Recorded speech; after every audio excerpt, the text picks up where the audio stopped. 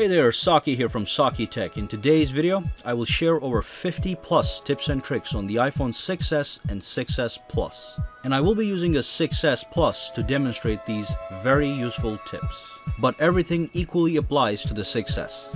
Now these tips are a combination of 6s and 6s Plus exclusive features, newest iOS tips and tricks, as well as some extremely cool and useful tips overall that you will love. Whether you already own an iPhone 6s or 6s Plus or want to own one soon, this video will enhance your understanding and experience of the iPhone. Now the very first thing I want to take a look at is 3D Touch. As you may or may not know, 3D Touch is an extension of multi-touch. Multi-touch allowed us to do simple things like tapping, swiping, and pinching. And now with 3D Touch, a new gesture becomes available: peek and pop. So let's take a look at how that works. Now before I dive into the real details, I do want to show you something very interesting. It is called live wallpapers. So if you go into the settings, and if you go to wallpaper, if you tap on choose a new wallpaper, now you have three options. You can choose from dynamic, stills, and live. Now the live is the new option. Let me show you how that looks like. And you have a bunch of live wallpapers. Now the key with these live wallpapers is they actually move when you press the screen, which is part of 3D Touch. So let's show you some demonstrations here. Let's tap this guy right here. Tap on it. And that's a live wallpaper. Okay. Now if you set this live wallpaper, let's set it on the lock screen. Setting wallpaper, done. Shut it off. And then if you tap on the screen, it's going to give you that nice live effect. And of course you have a number of these guys. So for example, if you go in here, that's the flower right there. If you tap it, that's the live effect you get from the flower. Let's show you one more with the black background. And there we go. Absolutely fantastic. Now let's move on to real 3D Touch. So I mentioned peek and pop. Let's go into the mail application and let's go to my sakitech email account. And let's demonstrate what peek and pop is. So basically the screen on the iPhone 6s Plus and the 6s is pressure sensitive.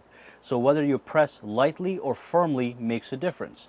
So on any screen that is compatible with peek and pop, you can touch lightly to peek into content. So let me just show you that right now.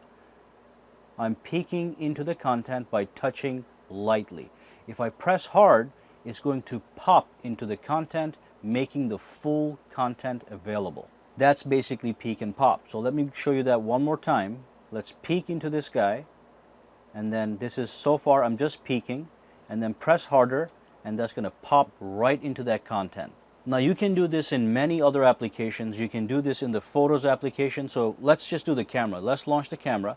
And let's say you took a couple pictures. Let's take one picture right now.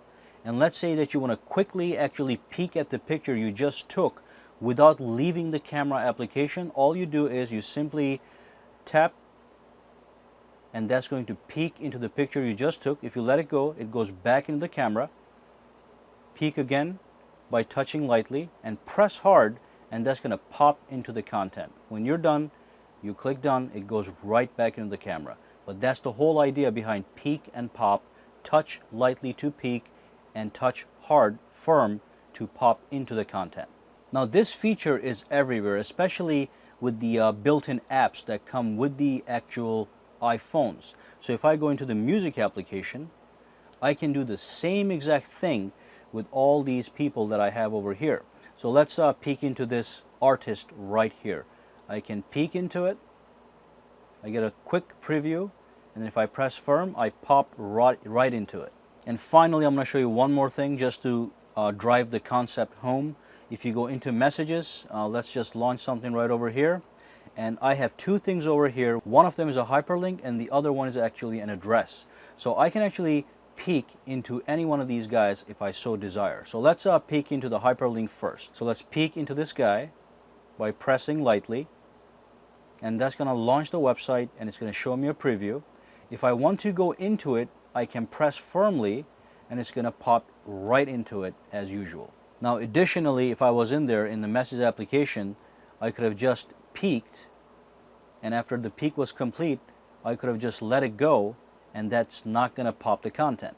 Now with the addresses, if somebody sends you an address to a location, you can peek into the address using the actual Maps application. So simply touch, and that's going to give you a quick preview. Again, if you want to go into it, press into it, and you're right there. If not, you just let it go, and it goes right back where you were. And the reason I want to show you guys all these things are so you understand how widespread this feature is. It's not just one feature that applies at one place. It applies everywhere across most of the built-in applications on the latest iPhones. Now 3D Touch also allows you to do quick actions. Now quick actions, you can do them in certain different ways. The first way is you can do it right at the home screen. So let's just take a look at the phone over here. If you press, you actually have the option. If you let it go, this actual menu actually stays right over there, and from here you can tap any one of these buttons and it's going to call that person directly. You can also tap create a new contact, and that takes you to the new contact screen. And again, you can do this with all built-in applications. You can do this with messages. If I tap it, there we go, we got that menu. And from here we can tap any one of these guys. I can tap me. It's going to take me to the text messages right then and there. You can do the same thing with music application. Okay, you can play Beats 1. You can search for music. If I tap this, it takes me right into the search. And you can do the same thing with mail. Okay, and I just want you guys to play with all these apps because most of them are compatible. So calendar application, there we go. Add an event. You can also look to see if there's anything that's upcoming. In my case, it says return some tablets from 8 a.m. to 9 a.m. And you can also tap on the App Store. You can redeem a code, search for something. You can tap on the books, search iBook Store. So this is going to be compatible with many of the built-in applications, and I'm sure it's going to be soon compatible with App Store applications as more and more developers work with the 3D Touch feature. This is a very nice feature.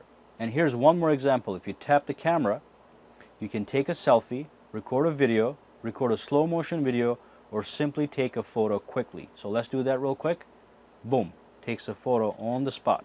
Alrighty. You can do the same thing with the Photos application, Clock application, okay, create an alarm, or the Maps application. And that's the quick actions that becomes available thanks to 3D Touch, the pressure sensitive touching mechanism for these new iPhones. Now there's one more element to quick actions. What you can do is, let's go back into Mail, and as you peek into the content, you can actually transition from a peek to a menu. So let's do one on right over here. Let's peek over here, and if you slide up, it brings up a menu. And from this menu you can reply, you can forward, you can mark this, notify, move messages. So you do get all these options if you peek and then you slide upwards, okay? And if you don't want to do it, you just swipe it away. Now the other thing you can do with the emails is, if you peek into it, you can swipe to this side, and that's going to trash that message. So that's how you delete messages. Now this applies in other applications as well. So if I go into Messages application, let's go back out here. Let's peek into this thing right here. Swipe up, brings up some menu. The menu actually allows you to do a quick response. So I can just say thanks, and that quickly sends the message over. Now back in a message, I can also do the same thing with these contextual things over here. So here's an address. If I peek into the address, I can pull it up, and then I can add this to my contacts, open this in the Maps application, or copy the address. Okay, so these options become available to you guys thanks to quick actions.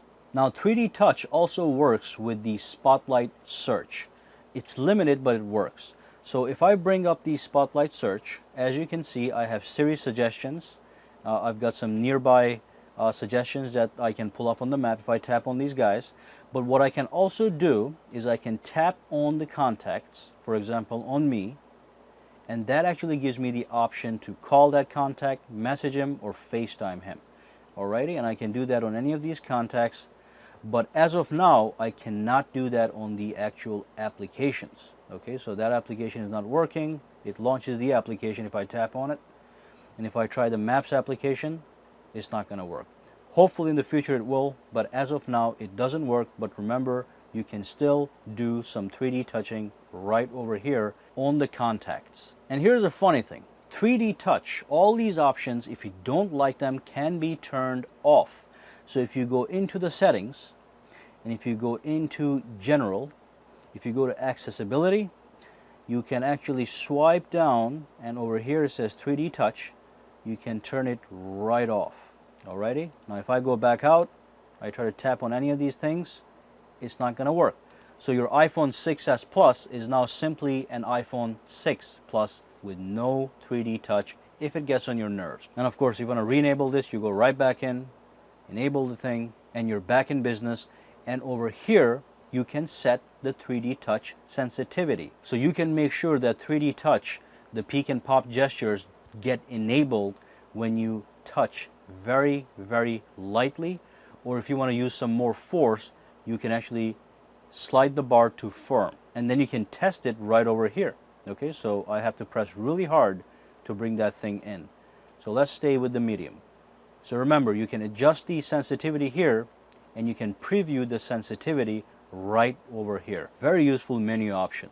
Okay, so the next thing I'm going to talk about is the camera. Now with the camera, you get some new options. You can record in 4K, and you can also record 1080p slow motion videos. So in the past, you could record slow motion videos at 720p, which was high definition, but it was not full high definition. So 1080p is in fact full high definition. You have to go enable these things. So if I launch the camera, and if I go to slow motion, by default, these things are not enabled. You're going to get 720p slow motion. If you want 1080p, you go into settings, all the way in the beginning, that's the main page, scroll down to where it says photos and camera, tap this guy, and from here, if you scroll down, you get some camera options. Let's go to record slow motion, tap this. You can change from 720p at 240 frames per second to 1080p at 120 frames per second. And here's a nice tip right here that they printed for you.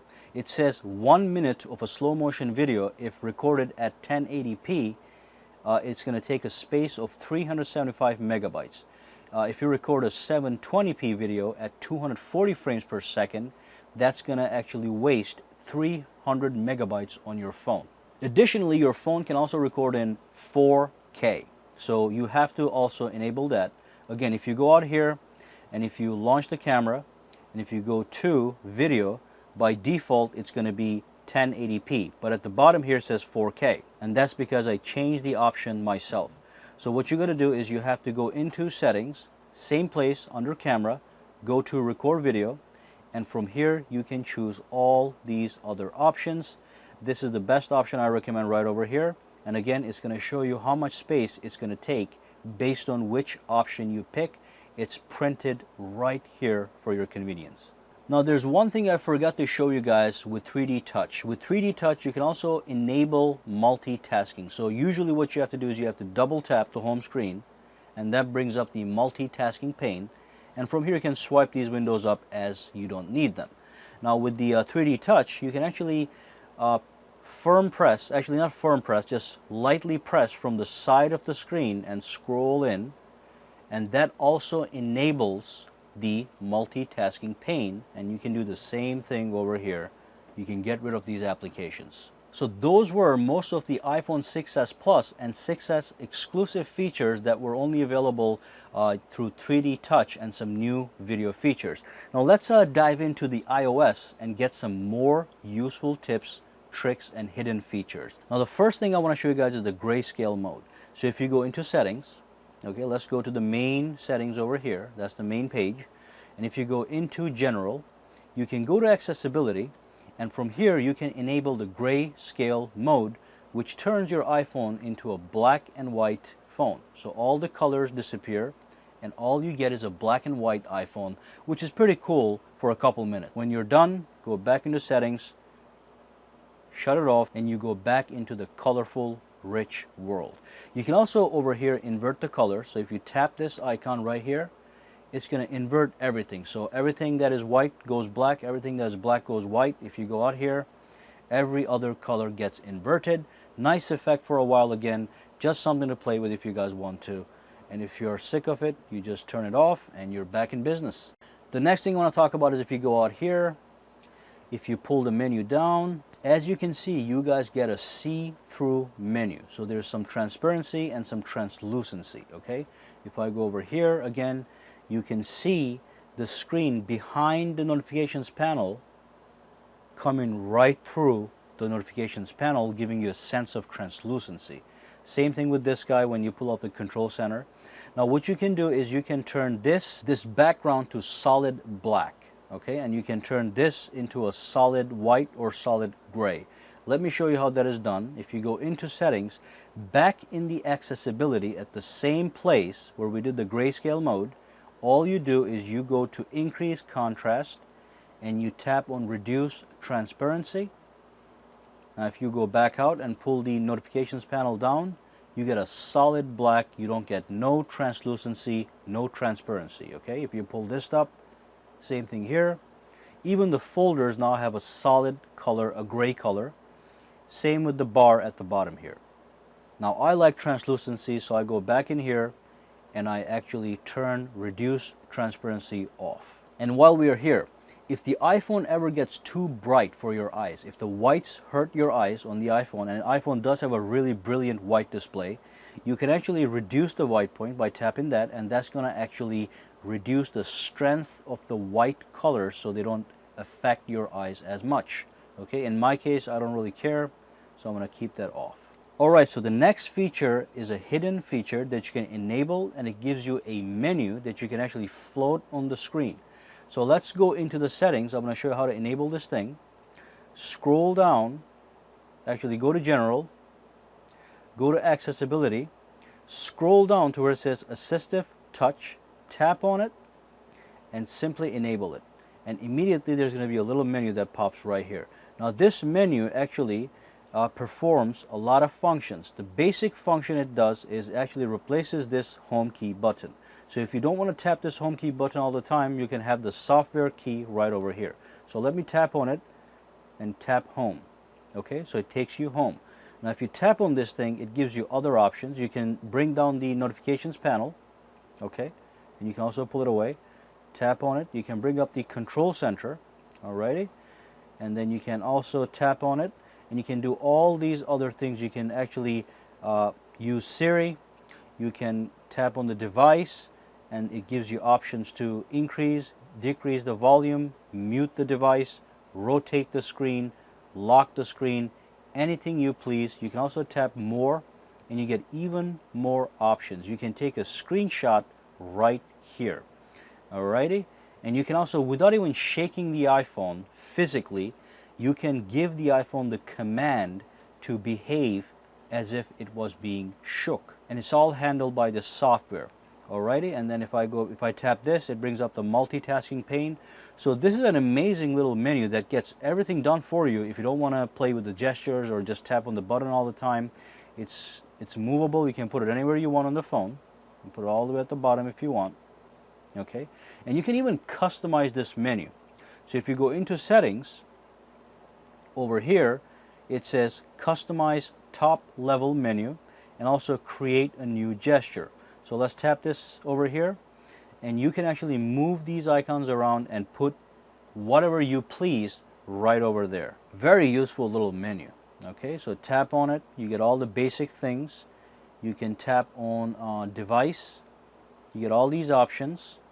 Tap on more and you get even more options, including the ability to take a screenshot. And if you actually tap on that star, the custom menu, you can even emulate the 3D touch or the double tap or the pinching gestures that you would normally do with your fingers. You can now give the command to get done purely by tapping on these buttons and letting the software taking care of the whole thing. Once you're done, go back to settings, go back to assistive touch, and simply disable it and it's gone. Alrighty, fantastic. Next up, let's do some storage management. If you go into the settings, if you go into general, and if you go to storage and iCloud usage, you can actually get some useful information regarding your phone. on the top it says how much is used. So 8.2 gigs is being used, and that's what's available, which is 47 gigabytes. You can tap on manage storage, and from here what's going to happen is you're going to get a list of apps that are taking a lot of your space. Actually, it's going to show all the apps, the ones that are big on the top and the ones that are small all the way at the bottom. Now this app over here, for example, is called GarageBand, and I never use it, so there's no need for me to have this. But by glancing at this menu, I was able to realize that. Okay, so if I tap on this, I can simply delete this application, and now I have 700 megabytes available, which I can use for movies or music or photos. Now some of these applications actually work a little differently. So with the GarageBand, I just deleted the whole thing. With the music application, I can go and individually delete each artist. So let's say I do not need this one over here, this one right over here. I can go in, I can tap edit, and I can simply tap this icon, and that's going to delete that artist and all their albums, all their songs from my iPhone, and it's going to give me 135 megabytes of free space. So that's also another way to actually remove the music from your phone. Now if I go back out here, you can also get the same information regarding your iCloud account. So all Apple phones come with an iCloud account that gives you 5 gigs for free. And then you can inspect over here how much is being available, how much is being used. And if you tap on manage storage, it will even tell you which applications are using and which devices are using your iCloud storage. And similarly, you can do some storage management, such as deleting things you do not need. So if I go to iMovie over here, I can tap edit, click delete, and all the iMovie information that I had saved into the iCloud is now gone, which I didn't need anyway. Now the next thing I'm going to talk about is the Notes application. The Notes application has been enhanced for iOS, the latest iOS version. So if you go into the Notes, and if you create a brand new note by tapping this icon right over here, you can do certain things. And you do it by using the plus symbol at the bottom over here. So if you tap plus, you get 4 options. You can create a bullet list by tapping this guy right over here. So that's 1, I can press enter. I can do 2, I can press enter, I can do 3, and I can have 3 to-do lists. And these are interactable, so you can tap on it to check them off. So if I go back here, I can, let's say number 2 was done, I can simply tap on it, or number 1, and that is going to designate that as if it was a done task. So you can create your own to-do lists using the Notes application. Very nice and clean interface. Now additionally, if I go back down here, let's go back down, press plus, I can also add some formatting. So I can change, I can do bullet list, dash list, numbered list, change the title style, the heading, the body, everything I can change over here.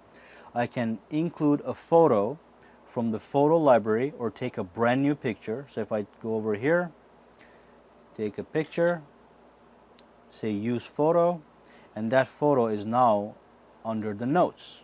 Alrighty, and then if I go down here, press plus one more time, finally I can tap this sketch icon and I can do some realistic sketching.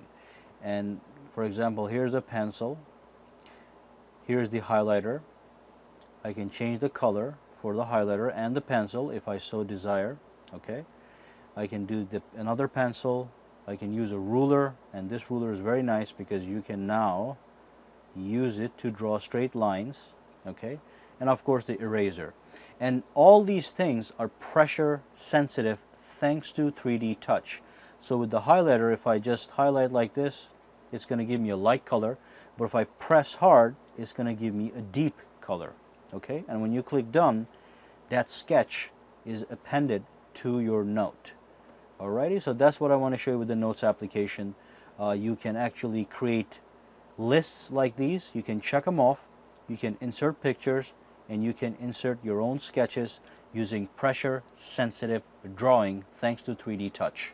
Now the next thing I'm going to talk about is called the restrictions. So on your iPhone you have a lot of apps that are available to anybody that picks up your iPhone, and if you don't have it on lock code, they go right in and they start playing with your iPhone, looking at your private stuff. What you can do is you can enable restrictions and hide applications you don't want other people to access.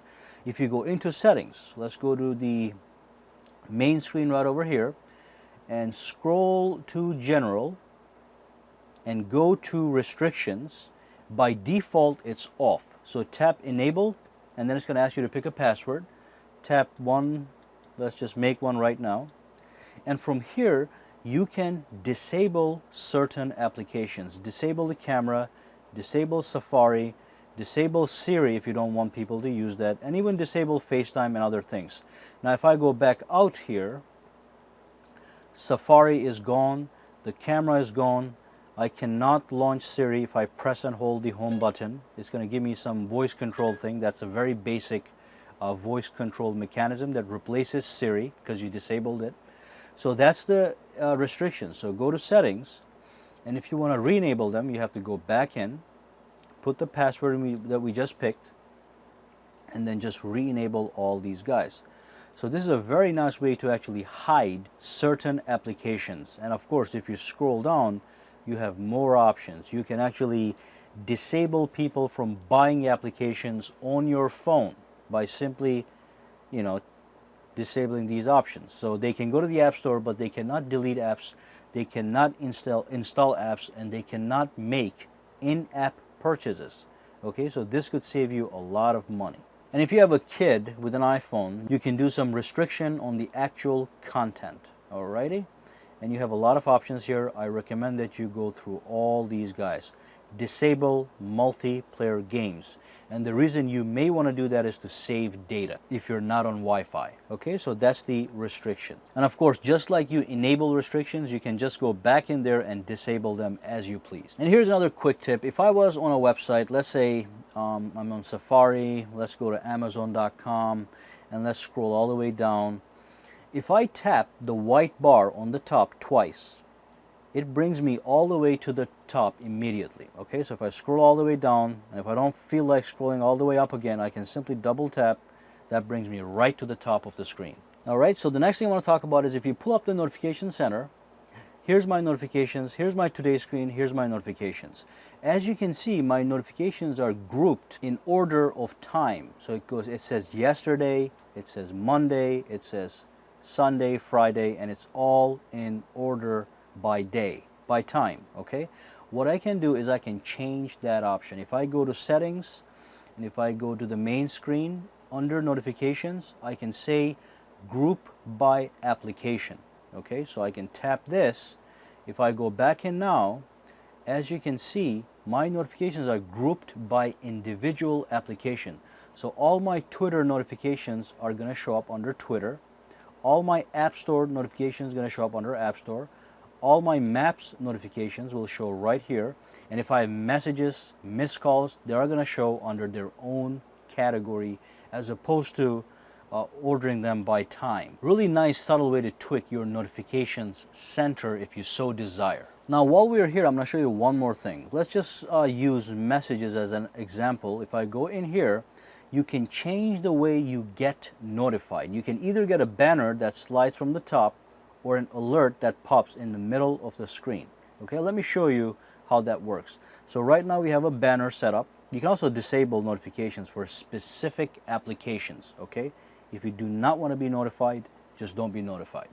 But let's go with the banner first. Let's go to the messages application. Let's send myself a message over here.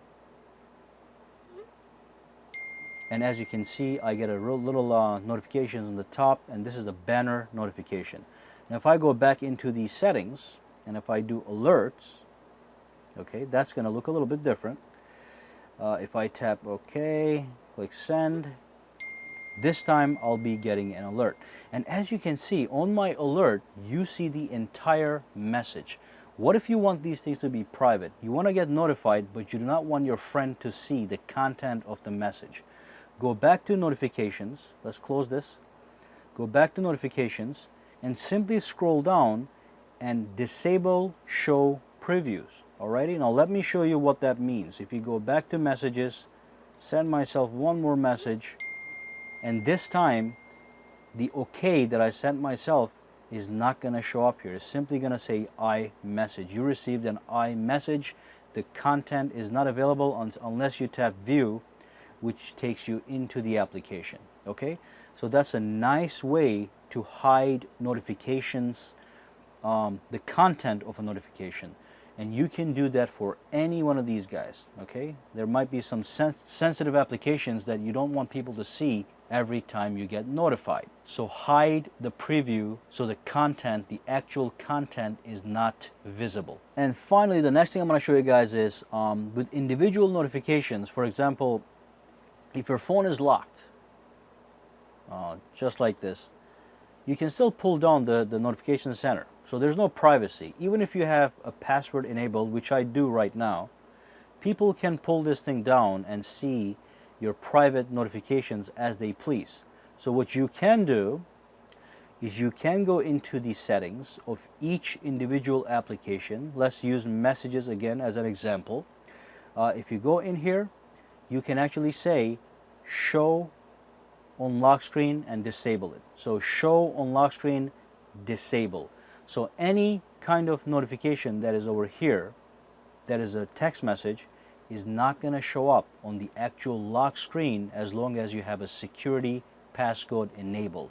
But this is how you hide your private information. And if you want to go one step further, you can actually hide the whole thing from the notification center completely. So if you tap this, whether your phone is locked or unlocked, nobody's going to see anything in the notification center at all.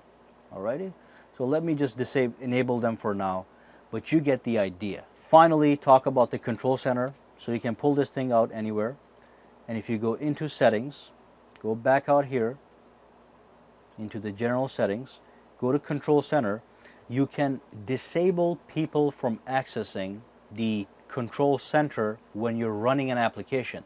So if you're playing a game, you probably don't want the control center to pop up every time you slide. Maybe the game wants you to slide from left to right to pull up a gun, right? So if you do that, this is going to come up and it's going to actually interrupt your game. So you don't want to do that. You can actually tap this and you're not going to get any access in the apps. And you can also disable it on the actual lock screen. So if I go out here now, control center has been disabled. So is the notifications panel is not, because we didn't touch that. But you can do that on the control center if you so desire. Another way to customize your phone to your specific needs. And there's two things I want to show you guys in the settings screen. So as you know, we can tap this button to go back into settings. So let's go. Let's say I go here and I go here. Normally I press this, it takes me back. I can also slide right to the main screen. Okay, so tap, tap, and just slide out of the menu right into the main menu. And while we're here, I'm going to show you guys that you can actually search for any setting. So if you were looking for the CarPlay menu, or if you were looking for the Apple Pay menu and you just can't find it, just type in pay and it's going to bring up all the relevant settings for that keyword, and then you can go in there and you can make a modification. An easy way to access settings if you just can't find them. Now here's one of my favorite tricks. When you launch, let's go to safari.com and let's say you go to Amazon all the time, okay? You can actually create a quick shortcut on your home screen to Amazon. All you do is you tap the share button at the bottom and you press add to home screen. You tap it, you give it a name, that's the link, and then you click add. And what's going to happen is you're going to get a quick shortcut that is going to take you straight to Amazon every single time you tap it. Okay?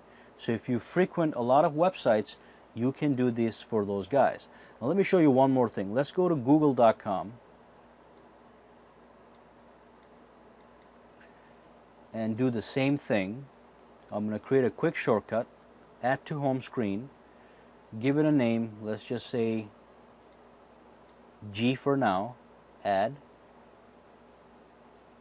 Now you've got the Amazon link and the G link, and it gives you a nice icon. What I like to do is I like to actually further categorize this under a folder. So if I do it this way, I can grab this, drag and drop, and create a folder, and then I can name that folder bookmarks or search engines or shopping websites, and you can create as many folders as you want with categorized links to places you visit often. Could be shopping websites, could be financial websites, your banks, or could be newspapers. Okay, so that's a nice ways to categorize items. One more thing I want to talk about, the spotlight search obviously is a very important feature. You get news, recommendations, restaurant, bars, nightlife nearby to you. If you tap this, it brings up the map and it's going to give you all the nearby locations and also the suggestions that Siri offers. Okay, now you can actually go and customize the spotlight search. So if I go to settings, let's go to the main screen, cancel that. If I go into general, I can go into spotlight search, and from here I can actually disable Siri suggestions if I don't like them. So if I go out there now and I pull up this thing, you simply get the good old spotlight with no suggestions. Alrighty, and then let's say we want it on, we can actually individually disable things that you do not want the spotlight to index for you. Alrighty, again, this could be a privacy concern because when you pull this over, there's a lot of things here that you may not want other people to see. So you can individually customize spotlight search as you please. One more option, if you go into settings and if you go to general and if you scroll all the way down, if you go to reset, over here what you can do is you can do a lot of resetting here, but what I want to show you guys is you can do a reset home screen layout. Alrighty, so when you purchase your iPhone for the first time, it comes with a certain layout. So let's say, let me take this camera and move it over here. Okay, let me take this Safari and move it over here. So that's not the standard layout, but I can always go back to what it would look like when you first bought the iPhone. Now it's not going to erase any of these apps, okay? It's simply going to readjust everything so it looks like you just bought the iPhone only for the first home screen. If I go to settings, take a look at that one more time, look at the layout, go to settings, reset home screen layout, tap it, go back out. Now you got everything that looks when you first turn your iPhone on, but if you go over here, everything gets reset. The folders that you had did disappear, so the folders are going to disappear. So don't play with this option unless you really need to. You're going to have to recreate all the folders that you had prior, but the first screen is going to look just like brand new, first day. Another cool option has to do with the battery. So if you go into the settings, scroll down, tap on the battery, you can enable the low power mode if you're running low on battery. What the low power mode does, it explains right here. It kills some background data refreshes, it underclocks the CPU and kills off some visual effects, so your battery is going to last you longer until you find a charger. You can also enable and disable a battery percentage meter. So if I have it disabled, you're not going to see the percentage up here. If I enable it, it's going to pop right next to that symbol. And additionally, if you scroll down, you get some nice information on how your battery is being used.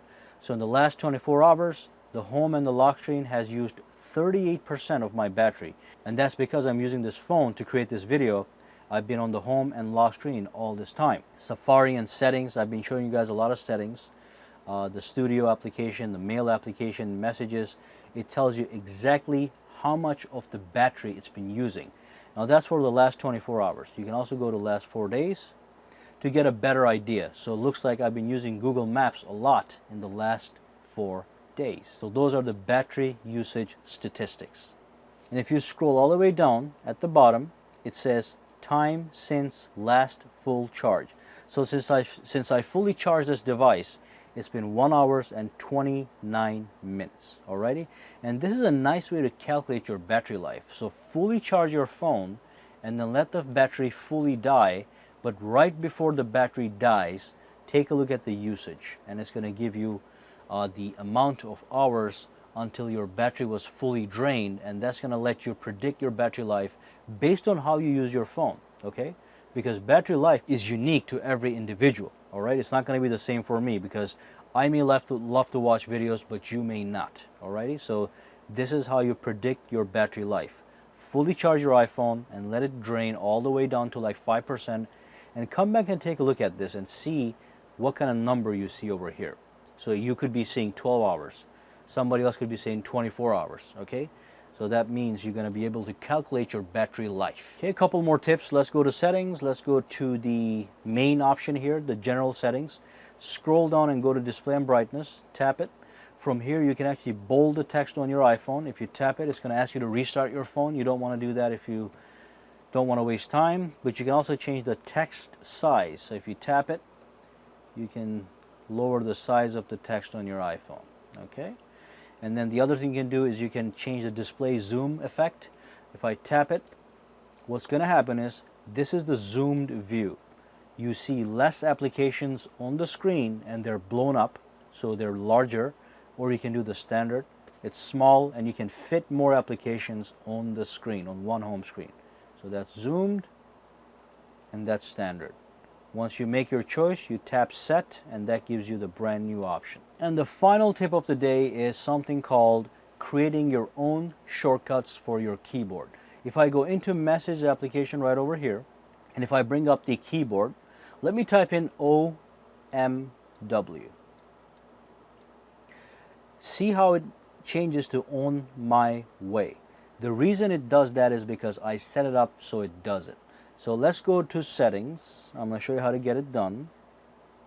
Go to the main screen, go to general, and then go to keyboard.